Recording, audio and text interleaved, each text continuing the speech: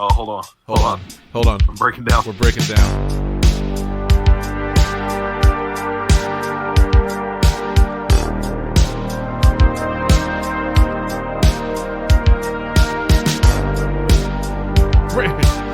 Live, I say, from Discord, here on the Podzilla 1985 network. This is Podzilla 1985 After Dark, the only show where we curse. My name is Seanán Young. I'm going to be your host tonight. Shit. Fuck. With me, of course, we have the co-owner of Podzilla 1985, Mr. Jizz. No, he ain't here. It sounded like you said Mr. Jizz. Mr. Jizz is here with us tonight. Jesse Kimball, not here. Yo. Because he's... Oh, that's not Mr. Jizz. That's Mr. PP. I don't know. Mr. Water Sports. Jesse is apparently watching basketball or the basketball draft or something. I don't know. No, NFL. NFL draft. Yes. His favorite episode of the NFL is the draft. And he's waiting for the Diablo 2 new season to come out. Well, I see where we rank in your fucking life, Jesse Kimball. I missed out on my wife's fucking delivery of our first kid to be here once. I don't know what I'm saying at this point, and I'd like to backtrack. Actually here with me tonight, Lindsey Wolfgang. Hello. The show's going off the rails very quickly. Double H is here with us tonight. The real rails were the friends that we made along the way. And the man himself, Tanner Calvert. This is an old-fashioned train wreck Thursday. Tanner currently is in the cum zone. That's why the audio sounds so bad.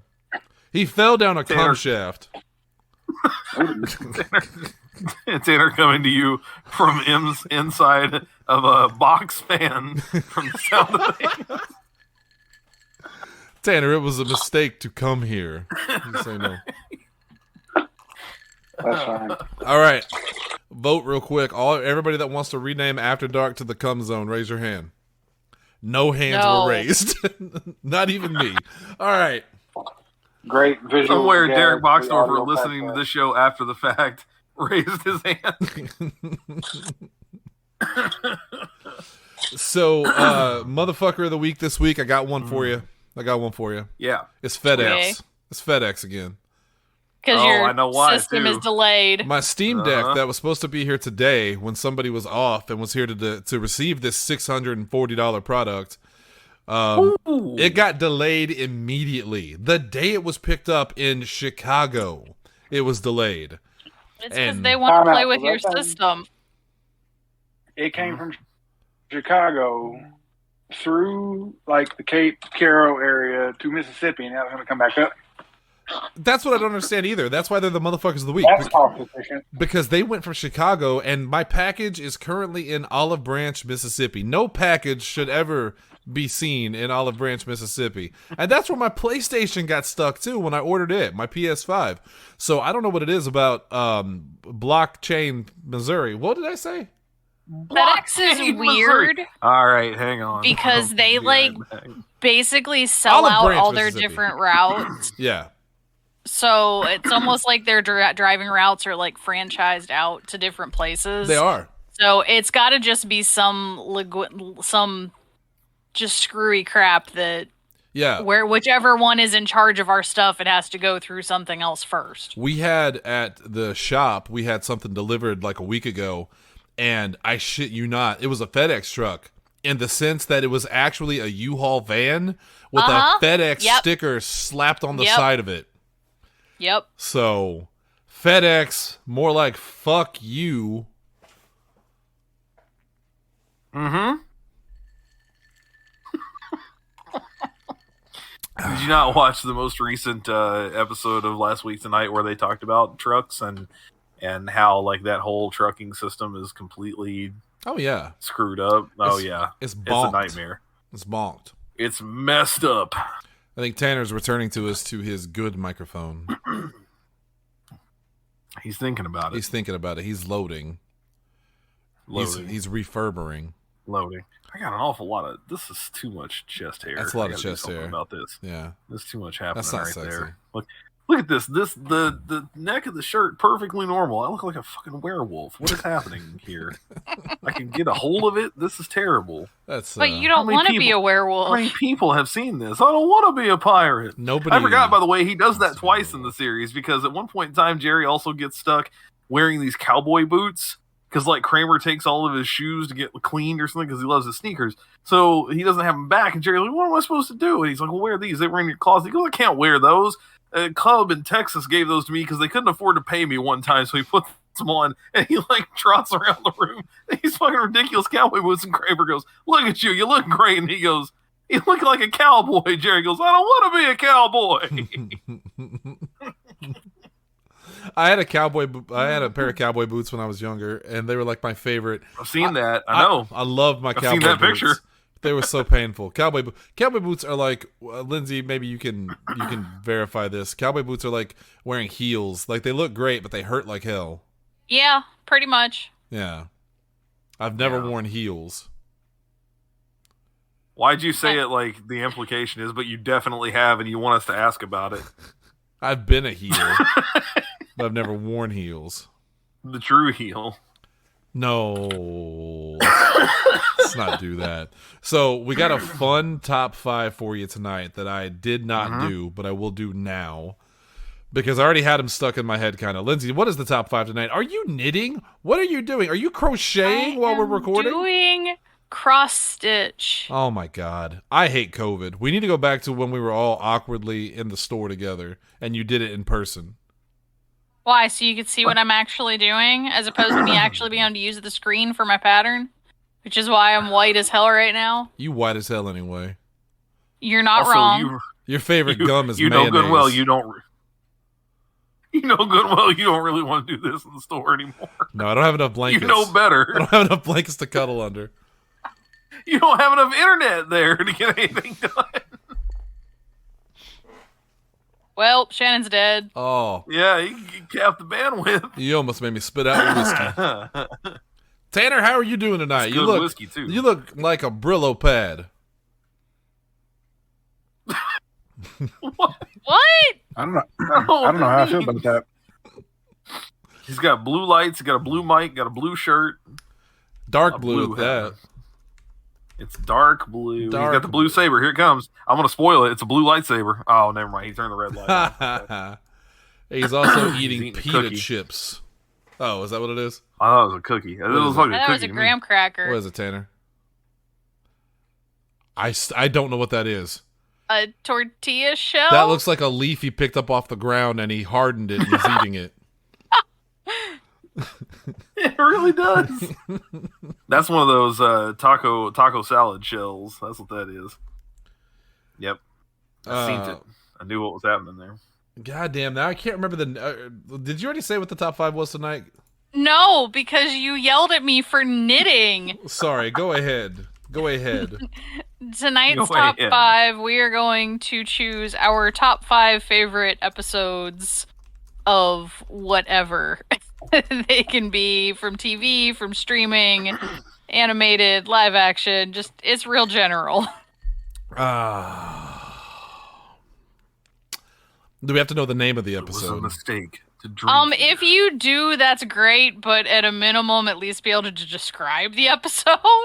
I did the homework, man. I got the name of the episode. I got the season and names. number. I didn't do that much. I just got the episode name. I did a lot. The only thing I didn't do was get the year in which they aired. But hey, that's fine. Tanner, you got all that? Nope. He's checking with his producer. I mean, again, I can get all that information also real quick, but he's gonna start throwing pencils at the camera. Wait till we go back to the live record, like the live videos, then you can do that. Otherwise, you're just wasting goddamn crayons at that point. So did you see that Johnny Depp was doing crayon drawings at his trial? Apparently, like he was drawing with crayons while they were. That's true. You see where apparently Amber Heard's lawyers. Oh, Amber Heard lawyer needs crayons. Well, the one that objected to his own witness and his own questioning. That's the one that got that. If there was one that really was legitimately amusing to me, I saw that whole clip. So he calls up a witness and he asks him to answer a question. And as they start answering it, he starts to object on the grounds of hearsay. And the judge is like, "Is your witness your question?" He's like, "Oh yeah." Hold on. Because literally asks the question, starts getting the answer. Objection, hearsay. It's your question. I'm breaking down. Hold on. We've talked about it before. I don't want to like play favorites or anything, but legitimately the Johnny Depp videos are very funny. If you get like some of them, I'm like, okay, that's kind of fucked up. He shouldn't he's not really playing by the rules. He should be answering the questions as they're asked, whether he likes it or not. But the one that has been tickling me lately is when the lawyer goes, "You got up in the morning, you poured yourself a mega pint of red wine," and he just leans in and he goes, "A mega pint." He has no definition for how much that is. A mega pint. And then a little bit later, the guy goes, "Okay, look, we're gonna turn the clock back a little bit, or no, we're gonna turn the clock forward. We're going to fast forward. We're gonna go into the future a little bit." And he on the stand, he literally closes his eyes and he goes, "Yes, I can feel it. I feel it." It's so stupid. Oh man. The whole case has been entertaining. I'm not gonna lie. Yeah. I mean, I don't know that I'm super entertained by phrases like, "Is that what does he say? That slippery whore who I donated my juice staying with you?" Oh, that's wrong. You were giggling as saying it. It was kind of funny. I didn't say the phrase wasn't funny, but those are real people, man. That's real stuff. Yeah, but say, man, I don't know how funny. Like, it's messed up. Verbal, or like abuses. her burned corpse and all that. Like that's no. What do you mean no? Are you denying it? I'm saying no. I'm saying no. I agree with that part. Yeah, I feel like I stand. That was kind of a lot. I stand by my what I put on Facebook the other day. I think they're both trash people because of this.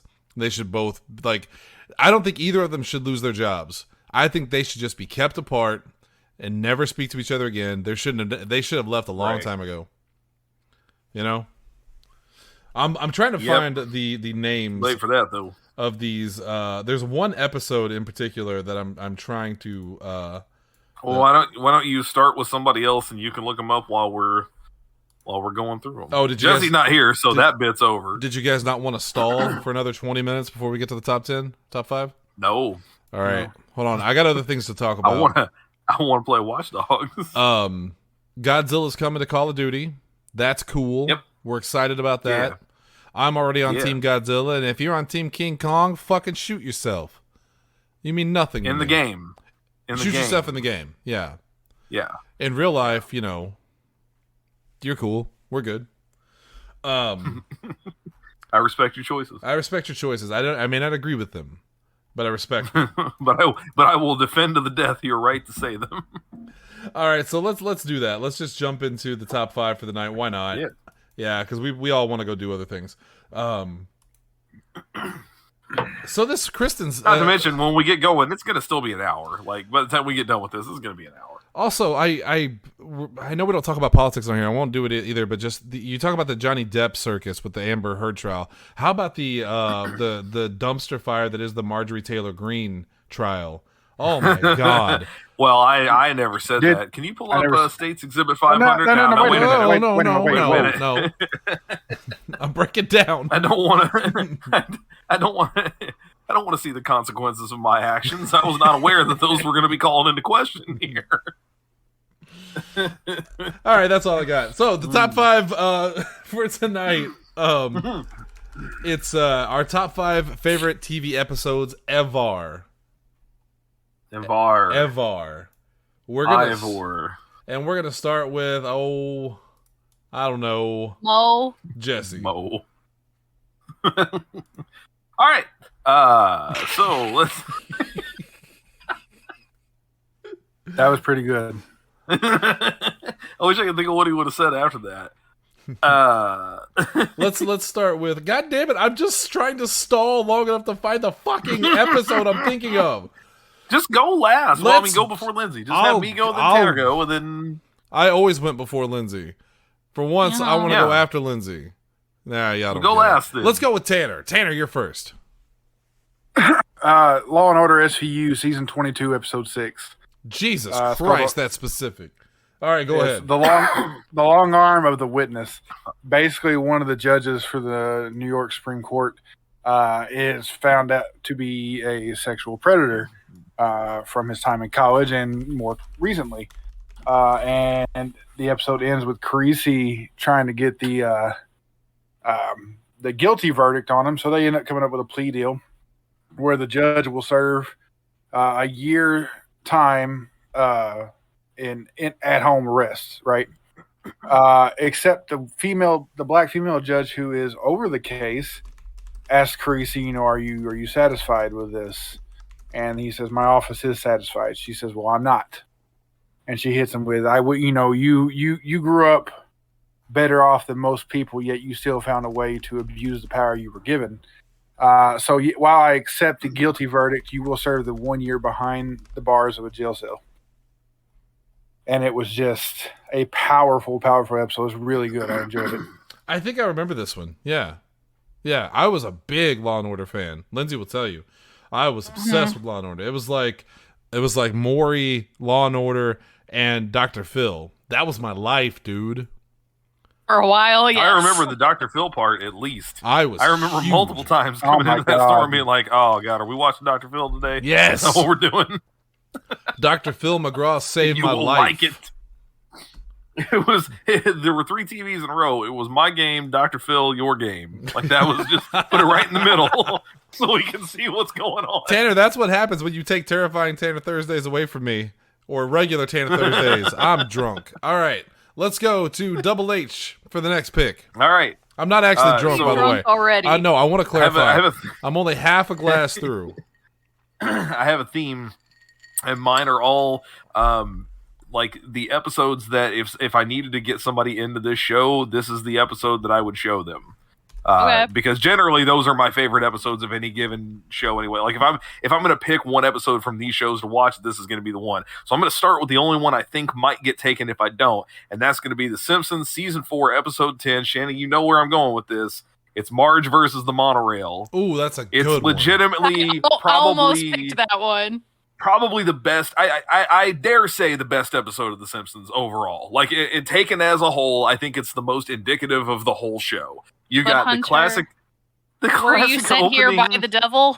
No, good good sir. ma'am. I'm on the level. You got the classic opening with Homer the Simpson. Homer Simpson. He's the greatest guy in history. He runs into a chestnut tree, man. You've got, Phil Hartman is one of the best guest stars of all time. The surprise appearance by Leonard Nimoy. Yes. The classic song, Conan O'Brien, one of the best Simpsons writers of all time. Regardless of what you think of what Conan did afterward, if you're like a Conan fan or not, it's hard to deny that he is a very definitive Simpsons writer. And it's just a great episode. It's a little bit of goodness all the way around, basically. You're getting good stuff from each character. It's one of the more absurd storylines without it being totally ridiculous. I had forgotten until I looked it up today, by the way, how they get the money for the monorail. Do you remember how they get it? Mr. Burns got caught polluting. Yeah. He's shoving barrels of nuclear waste into trees at the park. Hunter, the last tree took 6 barrels, And Smithers asked if he wants to put him at the playground. He's like, no, those bald children are starting to arouse suspicion.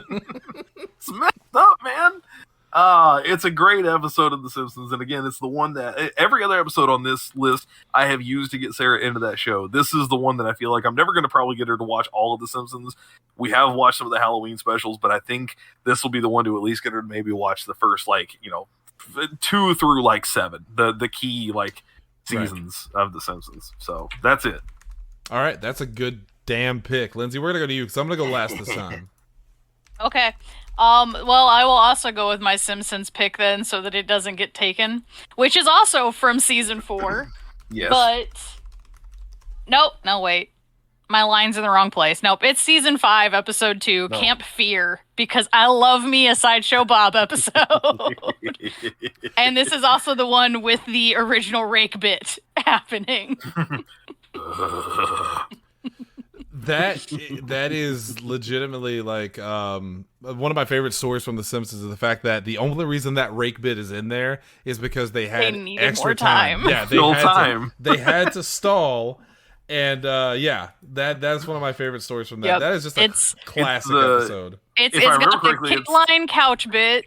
It's got the Mr. Thompson and the I think he's talking to you. The whole Sideshow Bob writing stuff in blood and Snake just going, use a pen, Sideshow Bob. The bar to thee. That's not the same one, but still. So, go ahead. No, I was going to say, if I remember correctly, the time filling thing is totally on the side of that, but it's the same reason Family Guy would later do the Peter hurting his knee.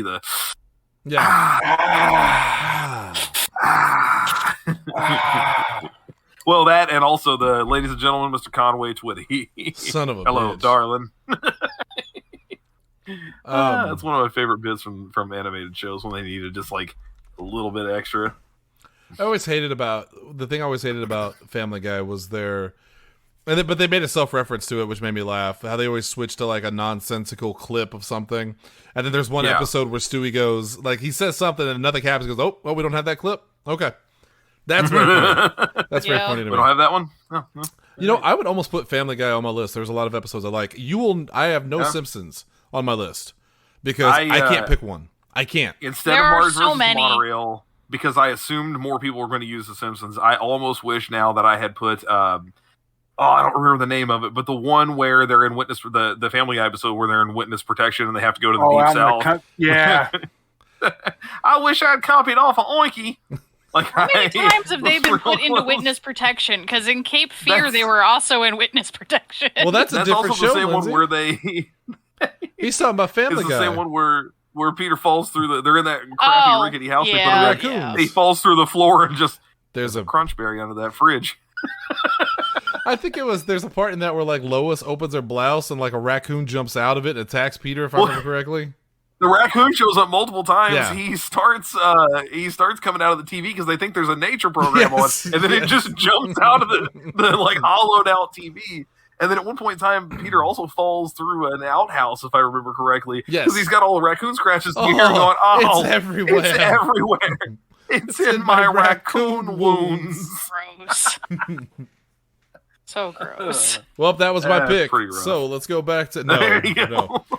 So I'm gonna do this one since we're talking about animated shows, and I hope to God that this doesn't bite me in the ass and Hunter doesn't take my favorite episode of anything ever. I'm really hoping. I don't think he will, but if that's my luck, that's my luck. I put the bullet in the gun. I gotta pull the trigger. My number one pick, or my first pick, is going to be. Lindsay, do you remember the quote? How could you? You don't know anything about E.T. You don't love E.T. You didn't even see the movie, did you?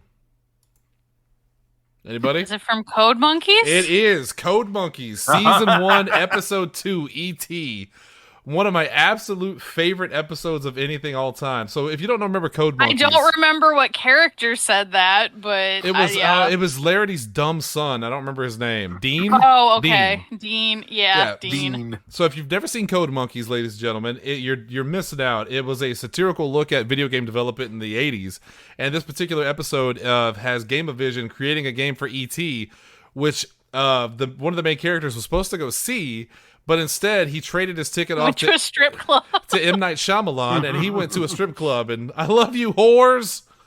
So then they made a bullshit game that made no sense because he just made it up as he went. He talked about how E.T. was like a. I think they basically made him Indiana Jones. Said he hated snakes. It explained why the E.T. game was so bad.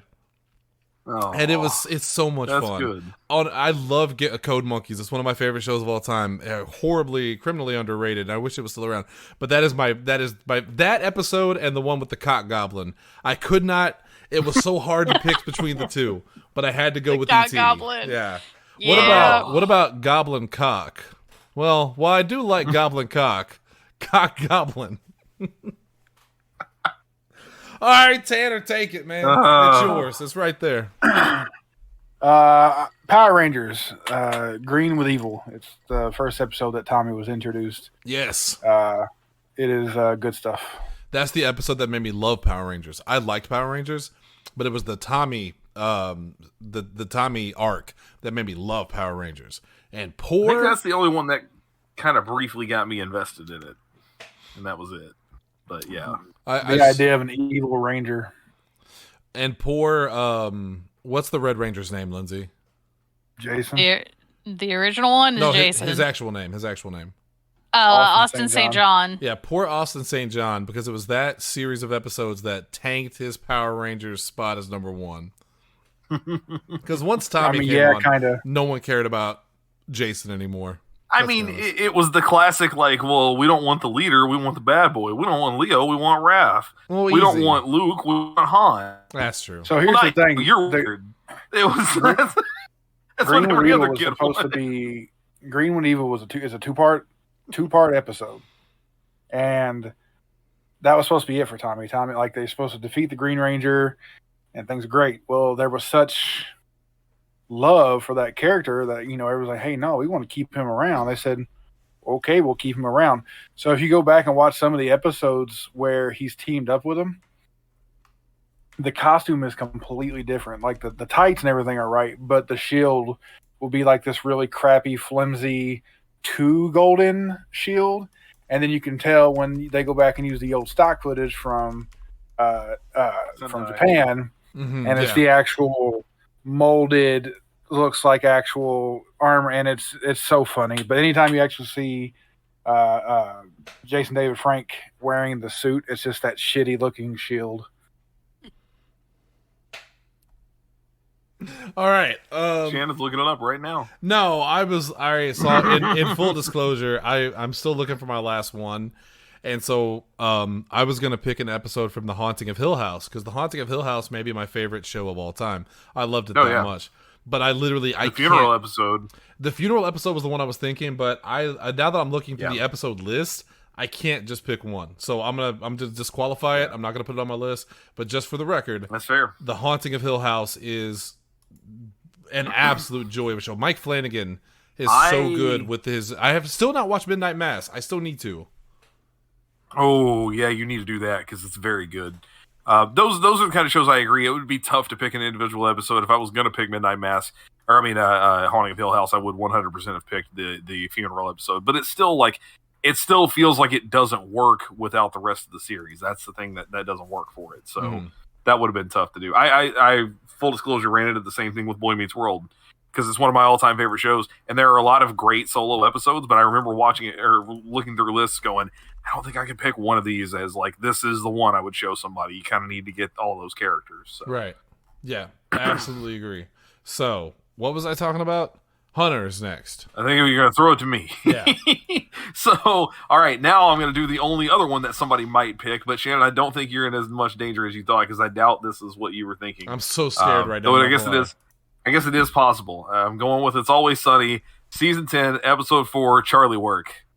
Charlie Work is, to me, the ultimate episode of It's Always Sunny. Now, granted, it's going to be a little difficult if you're trying to get somebody into the show to just show them this, but that's not what we're talking about. We're talking about individual favorite episodes. Right. And legitimately, this is, I think, the only full episode of It's Always Sunny I've ever gotten Sarah to sit down and watch, because I did the same thing for this with her as I did with a couple other shows and went, look, I'm not trying to get you into it. I just need you to understand why I like this show. This is the one that's gonna work for you. Charlie Work has a little bit of everything. First of all, part of the reason she can't watch the show is because she feels bad for Charlie. She feels bad that everyone gives him a hard time, that he's clearly so stupid and is just being taken advantage of. So Charlie Work was great for her because she got to see how confident he really is and what he really is capable of accomplishing. I don't think I've ever laughed the way I did the first time they revealed Frank in the basement, painted in black with the flute, with the recorder. Ruined me. Yeah. Tons of great bits from that. You look at me when I'm talking to you. The payoff at the end with the bar stool also. The trick stool. That's how you make a trick stool. Did you do that? Yeah, I think I did. Yeah, Dennis just claiming credit for it because of course he did. Yeah, I did that. Yeah, I did that. If you remember correctly, that's when they're also running the chicken and airline scam. Yes. Today you got to run a chicken and airline scam today. And then of course, Shannon, you got to help me with this one, but probably the most quoted thing I ever say from It's Always Sunny: D, move the dumpster. Oh, you move bitch. the dumpster, you bitch. Oh, you goddamn bitch. Move the dumpster, bitch. The best. And it's not just like funny and a good episode for each character to have a little something to do. It's also a technical marvel. I mean, they have a legitimate like 8 to 10 minute continuous shot. The whole episode I learned today is not like I thought it was. They did some careful camera tricks because those sets are not connected. You know, the exterior of the bar is in Philadelphia. The rest of it's in LA. And the sets are not connected the same way. So they were able to do some of that. And then occasionally you see them like pass a wall quickly. That's where they change out cameras. But it's made to look like it's one continuous shot. And it even if it's not, they're legitimately like, I think the longest stretch they said was like 10 minutes where they never cut. They never take a break. It took them to season 10 to get that together, but the show is so comfortable at that point that they can do stuff like this. And it's one of those, again, if I'm going to watch It's Always Sunny, but I only have time for one episode, I'm pulling up Charlie Work every single time. No question. And you really can't go wrong with, I mean, It's Always Sunny in general. There are 3 shows that I have treated as background shows for whenever I'm doing stuff. It's Always Sunny in Philadelphia, The Simpsons, and King of the Hill. I never get tired of any of those shows, ever. So that's fair. I dig it. Lindsay, you got next. I will take the only episode of anime that I put on here. It is from Ouran High School Host Club. It is episode 17, Kyoya's Reluctant Day Out. Kyoya is my favorite character in this series, and this episode gives more of a look into his character. But the basic premise of it is Kyoya is not a morning person. And their fearless leader, Tamaki, has got it through his head that he's going to drag them all to a Commoners Expo this weekend so they can see how the commoners shop. And Kyoya is not awake when they come to get him. So they take him half asleep, leave him on a bench with no wallet, no phone, and then all wander off on their own way. And he is just grumpily left in this public place with no way of contacting a ride to get back home or money to call a cab. But luckily, they run into their pet, I guess, if you want to call Haruhi that. And she's tired of all their other bullshit, too. And he basically tags along with her while she's doing her shopping and makes her buy stuff and says to keep receipts because he's going to make Tamaki pay her back threefold. Their pet. Yes. Jesus Christ. I am certain there is somebody out there who wants to call it that.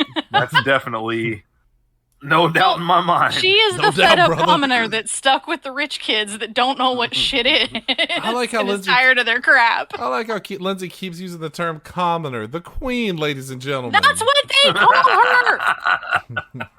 Fuck you. The commoner. Whoa! Hey! Hey! But long story short, he's always seen as the character that only does things to benefit himself.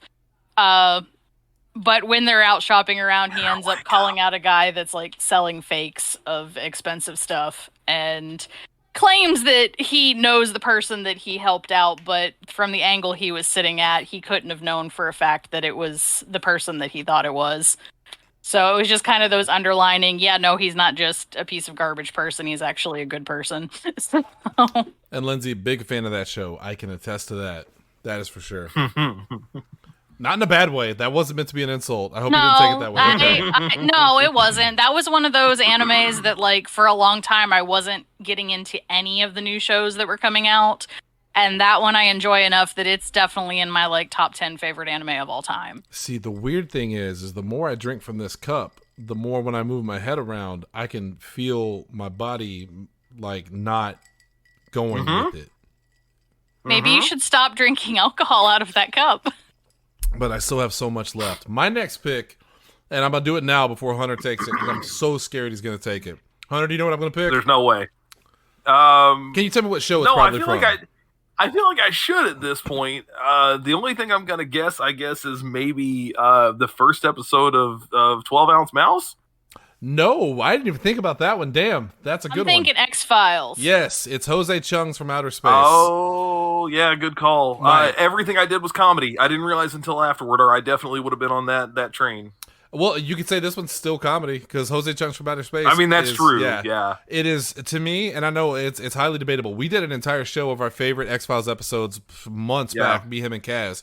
But my favorite is, and always will be, Jose Chung's From Outer Space. It is a satirical look at the X-Files from the eyes of an author named Jose Chung, played by Charles Nelson Riley. It is about two kids who are abducted by aliens, or are they?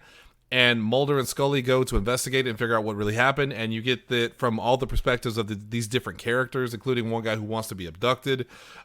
Jesse Ventura and Alex Trebek play Men in Black. It's just the best X-Files episode. It's funny. It expands the lore. It moves the storyline forward. This is the episode. Whenever I tell where people, Raynard Moldrake came from. it's where Raynard Moldrake came from. If you listen to plays, and that whole bit, love. Is that all you men think about? that is my favorite quotable episode of the X-Files. Like, there are so many good quotes of that, but there was one on there that I'm gonna pull up the quote real quick because I started it, and Hunter, you finished it and put my name into it, and it was the best thing I have ever had said about me. So give me a second while I look this up. You guys talk amongst yourselves for just a second. Yeah, I'm trying to remember this. I feel like I did this, but I'm trying to remember what it was. Was this when we did a cold open with this? Was that what it was? No, I think I just quote this thing all the time. Oh, okay. I feel like we did do this as a cold open for Horse Time though once, didn't we? If we we did part of this. if Well, did, we should. did the speech. We did the Ventura and That's Alex right. Trebek speech. Yes. I know we did that because that's where we got Kaz doing the you would so brazenly declare that it was Venus. It's that. Oh, and Kaz, he just rode that shit into the ground, and I love him for it. All right, so I think it was Venus. I sort of found it. This was a lot harder than I thought it was going to be to find this fucking quote. And all right, so the quote is, might be because you're drunk. I'm not. Probably. I'm not drunk. He's at least acting like he is. But it's just my head feels weird. I wonder why. Yeah, I'm going to have to come back to it. Why'd she say that like Mr. Black? Mr. Black. Now, that's literally the best quote of all time. Introduce you to my friend, Mr. Black. Yeah, there's. I'm seeing it, but it's not the full. Keep quote. looking. It's not the full. It's fine. Quote. Keep looking. And that drives Tanner, me what's crazy. your third one? Round 3. What do you got? Unsolved Mysteries, season 1 for the Netflix series. Hey, I found it real quick. Episode 5. The quote. What goes, is it? It's then there are those who care not about extraterrestrials, searching Oh, for meaning in yeah. other human beings. Rare or lucky are those who find it. For although we may not be alone in the universe, in our own separate ways on this planet, we are all alone. I love that quote. I love that episode. It's so good. Okay, Tanner, go ahead. I'm sorry. It's the episode about the Berkshire's UFO.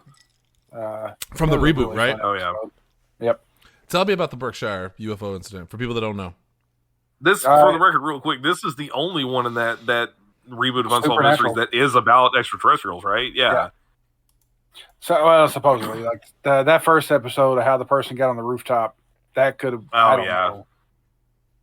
But no, so this one is about basically it's a chain of events that happened along the East Coast in Berkshire County, Massachusetts. And you had a growing list at that time of people who recall an incident happening basically at the exact same time all throughout the county, basically recounting that they had been abducted.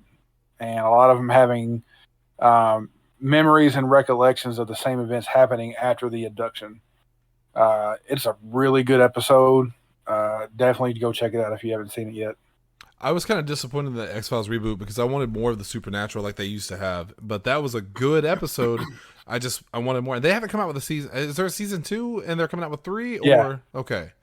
Season 2 is out. There's only one paranormal supernatural episode, and it's all in French. The entire episode's French. What? Yeah. Yeah. I think that was the last one I watched because I'm like, I wanted this on so that I could like listen as I did stuff. I didn't want to sit and read subtitles for an entire episode. Yeah, and this is from someone that watches shows with subtitles on a regular basis. Lindsay's all about dubbed, not subbed. Season 2 of the Netflix revival of Unsolved Mysteries. Excuse me.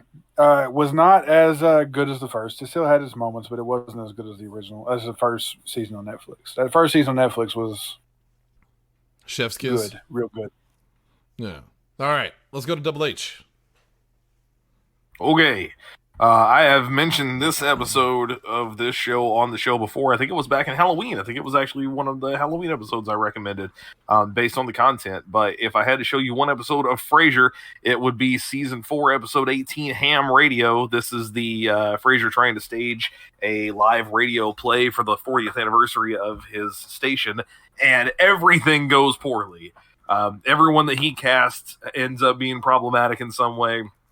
One of them, who demands a bigger part, freezes up, like gets stage fright in the moment. One of them has dental surgery that day. It's a whole mess, and so everything is going poorly. And Niles has been telling him since the beginning, this is going to go bad. So now Niles has to take over and fill in all these different characters, and he just starts, because they're doing live sound effects, he just starts popping balloons to make it sound like he's killing them. All right, well, he fires the gun like 4 or 5 times in a row.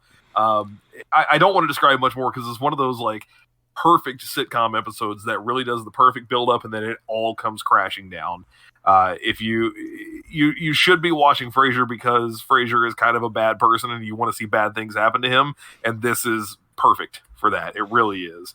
The only disappointment in it is that his dad doesn't get to kind of make fun of him for it, because that's my favorite parts of Frasier are Martin Crane basically telling his kids that they're terrible people. And there's not enough of that in that episode.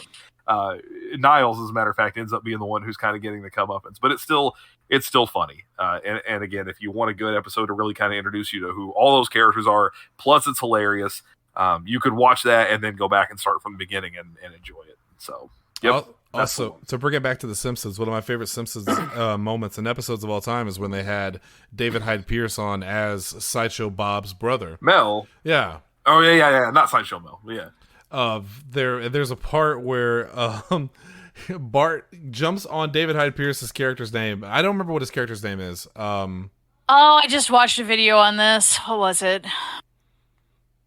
If you figure it out, let me know. Cecil, yes. Cecil. So, yeah. So Bart jumps on Cecil's back and covers his eyes and goes, "Guess who?" And Cecil goes, "Meredith?" That was my favorite joke in the episode. That's good. Speaking of Lindsey, let's go to Lindsey. Next, I'm going to go with Bravest Warriors. It is going to be Season 2, Episode 7, Catbug's Away Team. Yeah, that's right. Yeah. That is a great episode. Yeah. The crew makes the mistake of sending Catbug on a mission to save a planet full of aliens who are suffering from pure bliss.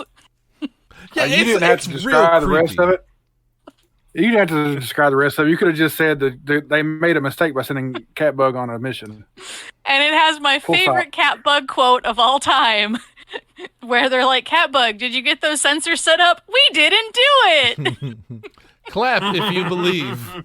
I believe. And it also, I love the franticness of him running around trying to help the aliens, and we get the wonderful nonsense of that firefighter's trying to draw an indie comic of himself. The Billy Goats are caught in the car wash. I'll never forget. I bought Lindsey. I'm sorry. Catbug requesting his big old beer. Where my big old beer?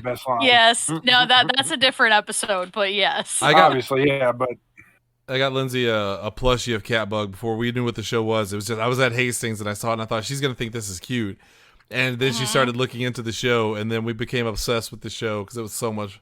It's so much fun. Who is this man? Man. I love Catbug. That's all there is to it. And originally, I didn't know. Hearing the voice of a 7-year-old saying some of the lines they have him saying is just... I was going to say, so the first time I heard that kid, and I didn't realize it was on the ASDF movie series. Where's my big old beard? I don't know, have you guys ever seen the ASDF movies? I know Lindsey has because I made her watch it. But have you guys seen ASDF? They're very, very funny. Negative. And that kid plays the voice of, what was it? The Muffin. The Muffin that wants someone to eat him. It's very, why won't you let me die? It's very funny. Where that kid is now. All right, my next pick. I'm gonna do. He's kicking sand in Cool Cat's face. That kid kicks sand in Cool Cat's face.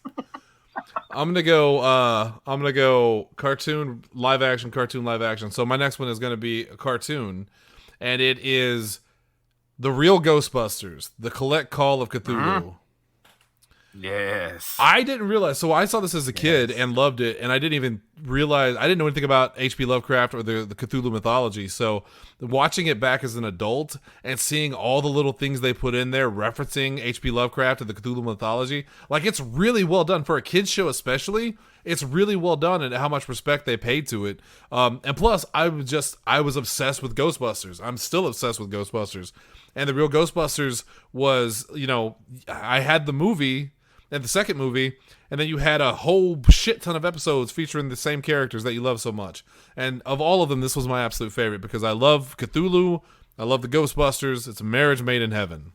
Just don't go looking into H.P. Lovecraft's backstory, please. It's history. Nope.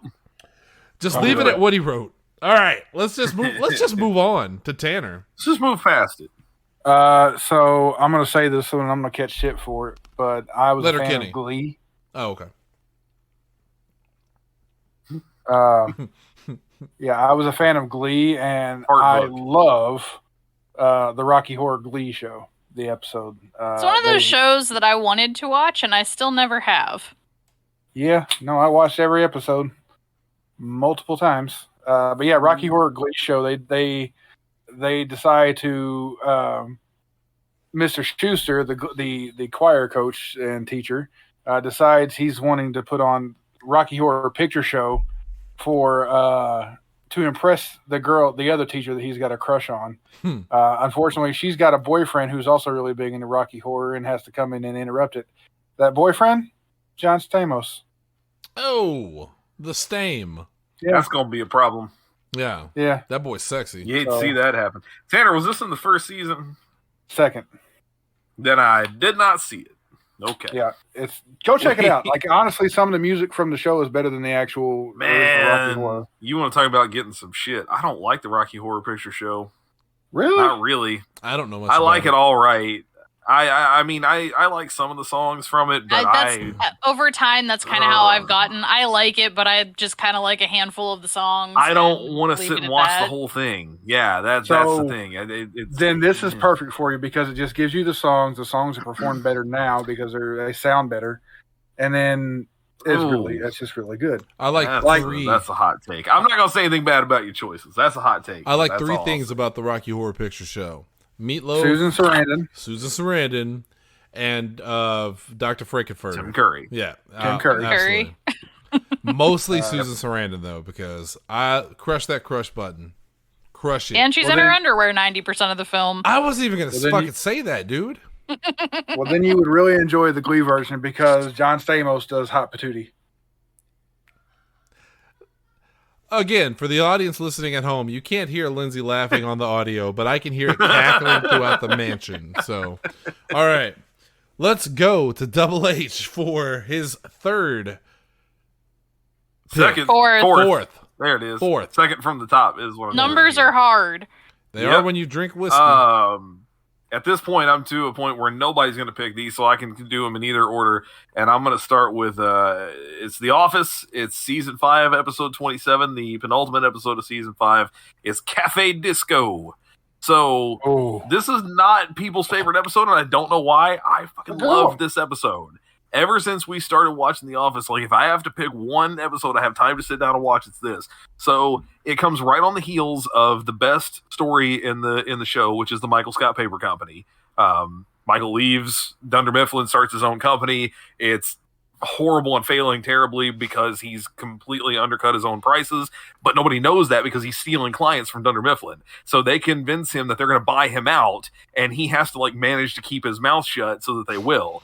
They do. He gets brought back in, and his office for the Michael Scott Paper Company was on the bottom floor of the Dunder Mifflin office building.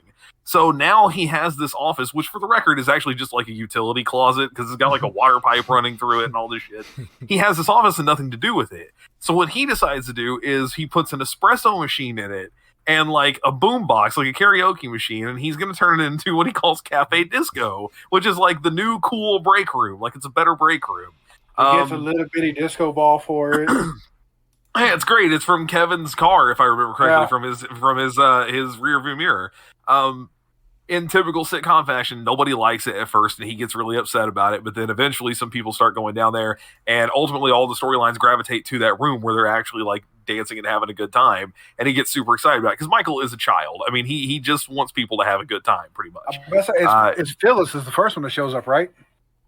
It's Kevin comes down first. Eventually, it's Aaron, and then Aaron and Kelly are the ones that kind of drag more because when Aaron and Kelly start dancing, two of the guys from Vance Refrigeration see them, and then they come in, and then more people start showing up. But it's like it's one of those shows where all the little cross points end up at the same part. Like Jim and Pam are engaged and they're getting ready to get married. Well, what they're not telling everybody is that they're actually planning to elope. So they're going to sneak out early that day and go get married alone. And when they see what's going on with Cafe Disco, they go down and hang out for a bit, and they both decide, no, we actually really want to have people. We want to have the cheesy wedding, and we want to have people there. Phyllis gets hurt. She hurts her back. Yeah. Phyllis gets hurt, she hurts her back, and so Dwight is like, "Oh yeah, I can fix this." And in typical Dwight fashion, it's way over the top. He is kneading her back with his elbow, and so it's ridiculous. And they have this weird little bonding moment where she confesses to him that she's worried that her husband is cheating on her, and he actually stops being a weirdo for a second. Is like, "There's no way that's true," So that's kind of sweet. It is it's just one of the really most wholesome episodes of the show in the end. Everybody ends up having a good time. Michael is almost never that happy again. Well, no, he is when he gets married, but it's just, it's a great episode. And it's a really good, if you want a good scene from it, Michael desperately trying to get people to come down when he's holding up the boombox and mouthing the words to "Everybody Dance Now." Just doing that just right into the vent. Yeah, because he's holding it up into the vent trying to get people up above him to hear the music. And you just see people slowly upstairs. I'm going to find the GIF and I'm going to send it to the text chat. But that's my absolute favorite episode of The Office. It's so good. All right. Well, we're going to move on to Lindsey Wolfgang. My number 4 is from Fraggle Rock, Season 1, Episode 18, The Minstrels. The Fraggles. This is probably my most watched Fraggle episode of all time. Here it is. It is the episode that introduces Cantus the Minstrel, which is one of the 2 occasional characters that Jim Henson performed in the show.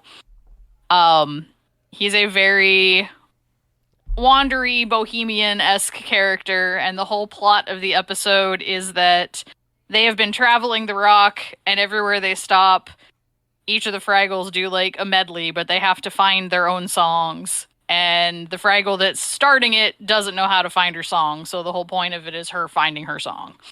Boy. So for the record, I thought Lindsey was about to start rapping because they were traveling the rock and everywhere they stopped. I'm like, hey. Yeah, no. That was hot. You guys know me. I can't rap.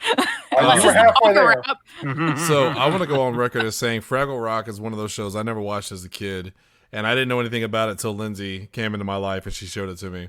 And same. I knew nothing about this until I started hanging out with y'all. But I love Fraggle Rock. I love Fraggle Rock. I absolutely adore Fraggle Rock. Anything Jim Henson did, basically, Lindsey introduced me to, other than Kermit. Kermit's always been my boy. But Lindsey... I mean, even Always Sunny mentioned Kermit. Fraggle Rock. Oh, that's one of my favorite quotes from It's Always Sunny. He's looking... It's a Pepper Jack, the pimp. Pepper Jack. I love Fraggle Rock. Loves Fraggle Rock. And my favorite part of that is the look on Dennis's face when he realizes he has to give up his Fraggle Rock thermos. He looks so sad because it means that much to him too, and I love that. All right, my number 4 is going to be Mr. Show, season 2. I think episode 1 or 2. But no, it's season 1, episode 2. I think I don't remember. Now, who wants ice cream? This is the ultimate Mr. Show episode because it starts with the Sovereign Nation Cabin in the Woods, which is one of my favorite ones of HBO Hebrew box office. Get off my property. It has the Peterson Family News, which is a news program done by one family who bickers and argues, and it's very funny. It's got Lindsey, Kiss the Pan.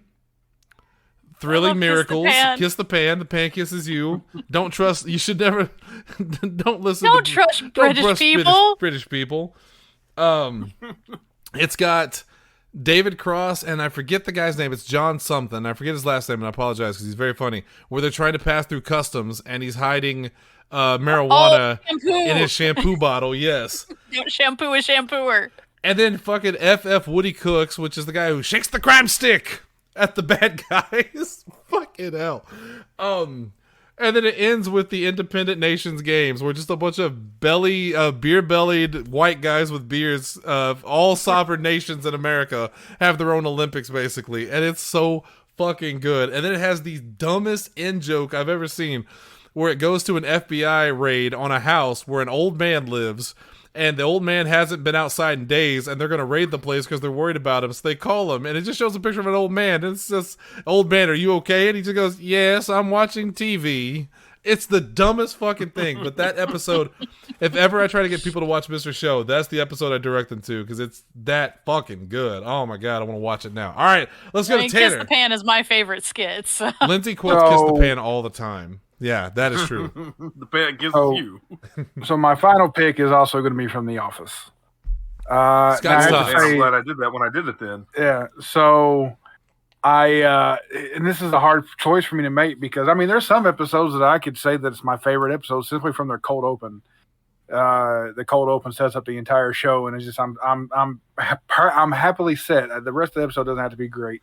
Racing the speed trap out in front of the building. 31. That's my new number. Michael and Carl went by. Nope, that's it. Beat it. Yep.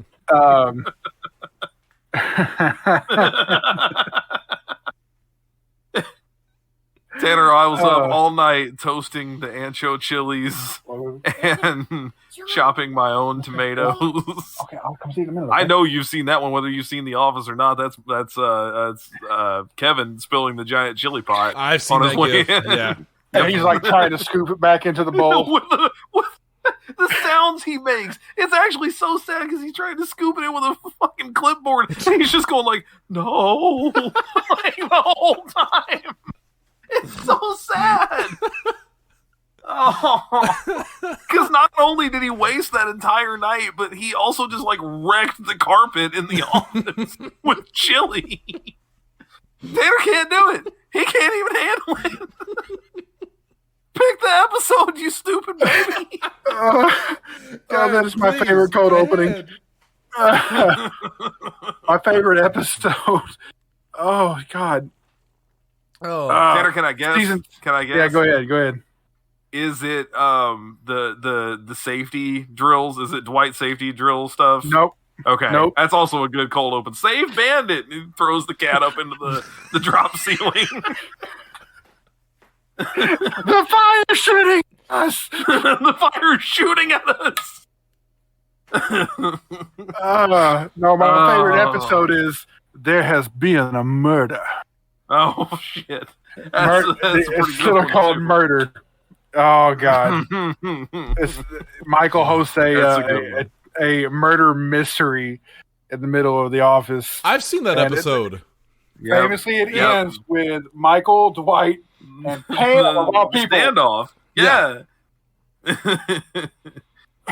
I think one of the best parts about that episode that goes underrated is the fact that if you see it out of context, it feels like Michael's just this total idiot. Like, he's just a complete moron, and they're like, the branch is in trouble. They need to be making money or need to be worried about losing their jobs, and he wants to play this stupid murder mystery game in the middle of the day. Because this is during that time when Jim is one of the co-office managers with Michael, and he keeps trying to get him back on track, and eventually it's Jim who realizes, like, he takes the call and finds out, hey, we're in real financial trouble.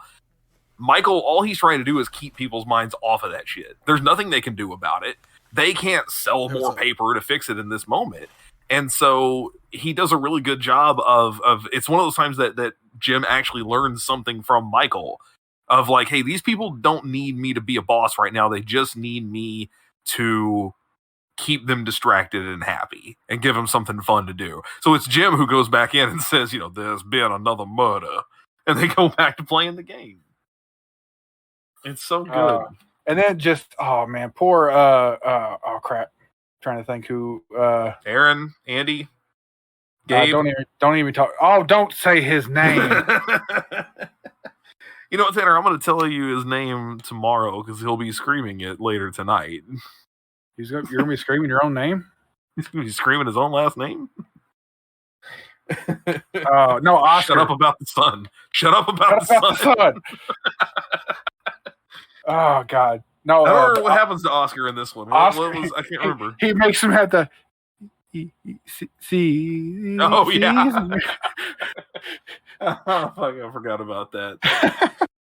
I was torn This- between this one and Gay Witch Hunt. I really was. Oh my god. The fact that Oscar Nunez, the actor, did not know that he was going to kiss him in that episode, like, and it's so obvious that, I mean, it's not like Steve Carell forced it on him. It's not one of those things where he did something he should not have done. He started going with it, and it was Oscar who was like, no. But like, as an actor, he's going, this is going to be fucking hilarious, and he just holds it through the whole thing of Michael just like kissing the side of his mouth, and him just going, thank you. So, some of the best things from The Office was with Oscar, and man, just oh my gosh, Meredith, your boob is out. Like, he has no idea what to say. That's good. Yeah, I was torn between Murder, Gay Witch Hunt, and Drug Test. We also didn't talk about the best part of the murder episode, where the moment that Creed shows up late and they're like, there's been a murder in the office, and he's like, oh, let me go get something from my car, and he just runs and drives away because he thinks they've caught him doing something. Creed Bratton is the weirdest enigma. He's the one who shows up on the Halloween episode with all the blood on his shirt. And they're like, hey, happy Halloween. And they cut to that talking head of him going, it's Halloween. Halloween. That's convenient.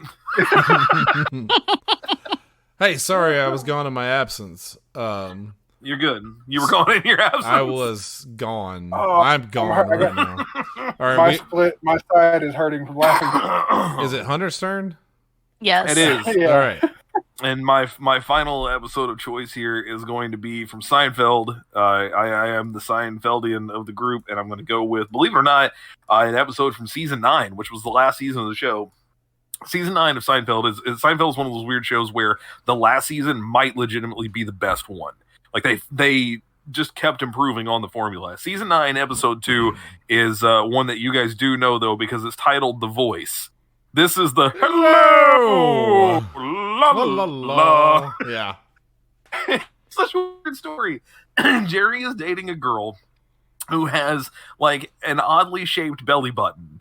And so he tells his friends about it, and he says it looks like a little mouth. And they slowly, it's the kind of weird shit you do with your friends. We do this stuff all the time. Slowly but surely, it morphs into this thing where like the belly button is like a British gentleman with like a top hat and a monocle. And so they start greeting each other, like imagining that it says these things when she's sleeping, where it's like, hello, la la la, clean the lint out of me, like all this dumb shit. And so throughout the episode, the woman finds out, like through circumstances, this is happening. She's very upset. She thinks that he's making fun of her, and he's like, "No, it's a fun little, jaunty thing." And she gets upset about it. So she says, "Here's the deal: either we break up, or you stop doing the voice." And there's a legit montage of Jerry like sitting on the dock watching birds go by, trying to decide what to do. All of a sudden, he gets up and he runs. The birds scatter. He shows up at her door and he knocks. She opens the door and he goes, "Hello!" She slams the door in his face. The best part of it is, as the episode goes on, his friends start going, "Dude, you gotta stop. The bit is old," and Jerry didn't know. As a comedian, he didn't pick up on it. And so even Kramer's like, "I've been meaning to talk to you about this, buddy. You gotta stop with the voice. It's played out. It's done. It's old." Oh, So you can't let Kramer hit you with that. Kupo. Exactly. So he tries to get back with the girl, and of course she wants nothing to do with it. And then at the end of the episode, they all bring it back anyway and start doing the hello all over again. But again, it's a great episode for multiple characters because there's not just that going on. Kramer hires an intern to run his life. he makes up a company called Kramerica Industries, and he gets this guy from a local college to like basically make his appointments, take his phone calls, and all this stuff. It's a whole thing. Elaine is like getting frustrated because she and her, Patrick Warburton is on the show as David Puddy at that point. Yeah. And they're in this back and forth relationship, and everyone's kind of making fun of her because she keeps saying, "I'm not going to go back to him." Well, then they have sex, then they get mad and break up, and it keeps going back and forth throughout the entire episode. And George, in probably one of the most horrific things that he does in very Costanza-esque style, he's working at a new company. When he started working there, he had this injury, and so he had a cane. They think that he's handicapped and that he needs the cane. So even though he's going to be done with it in like a week, he makes it sound like it's a permanent thing so that he gets access to like a private bathroom and all this stuff. And eventually he gets caught using it on the wrong side. They think that he's actually hurting both legs, so they buy him a scooter. Then, of course, he acts like an asshole on the scooter. He gets caught. He actually gets chased by a gang of older people on scooters, like it's like a motorcycle gang. And when his runs out of battery, he picks it up. He literally picks up the scooter to run down the sidewalk and runs right into his boss, carrying the like 80-pound scooter. You know, it's just a great episode for every character. And again, I think it's a perfect one, even if it's so late in the series, to go, all right, here's why all of these people are total idiots. Enjoy. Hello! That's one of my favorites. All right. I talk when you sleep. Anyway. Lindsay, last one for you. Make it good. Make My it Quantum last Leap. one. It's not Quantum Leap. I can pick an episode of Quantum Leap if you want. Damn! No. Boy, they'll never let us show that again in a million years. No. Hey! No, my last one is actually from The Muppet Show. Yeah. And it is the cheesiest, corniest episode, but I watched it so much as a kid, and my little brother watched it with me every single time. Space. Season 4, episode 17, Star Wars and Mark Hamill. Oh, it is? Okay. Where he gargles Gershwin with a gargoyle. And the whole reason they're there is because Chewbacca is missing, and he sent them a letter saying, I'm being held captive by a bunch of turkeys. Jesus Christ. I'm not drunk enough for this. Pour me another glass. Oh, I rewatched it today when I was making this list, and it is so cheesy and bad, and I love it. She sent me a picture of the TV with the Muppets on it, and I wondered why, and now it makes sense. I sent him the picture of the Argyle gargoyle who gargles Gershwin with Kermit getting ready to kick him off the stage. I don't think I'll ever relate and love a character as much as I love Kermit the Frog. Like, seriously. I mean, my fucking Xbox handle is Bad Kermit. I like Pepe quite a bit. Shannon, you have, I'm sure, pondered the implications, but have you pondered the shrimplications? Oh my God. Give me another glass, Lindsay. Can you pour me another one? No. So let's. I told you it my was all-time really hard favorite to pick, Muppets though, interaction. because the Steve Martin episode's really good too. My all-time favorite Muppets interaction is always going to be Pepe and Kermit for St. Patrick's Day, where he comes up and he pinches Kermit. He's like, "Why'd you pinch me? It's St. Patrick's Day, and you're not wearing green." He's like, "Pepe, I am green," and Pepe goes, "Well, you're not wearing clothes, and that's a problem too."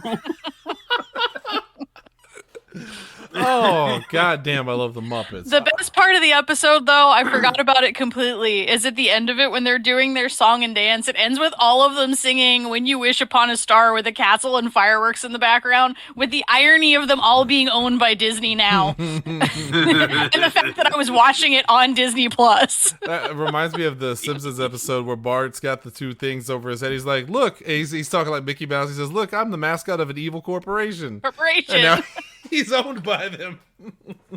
Well, is it in? I think it's in Mr. Plow, where I think it's Homer who says something like, "Well, it may be on a crappy channel, but The Simpsons are finally on TV." Lindsay, do you know what my last pick is? I do not. You should. So say Is it Aqua Teen? No, god damn it, I forgot about them.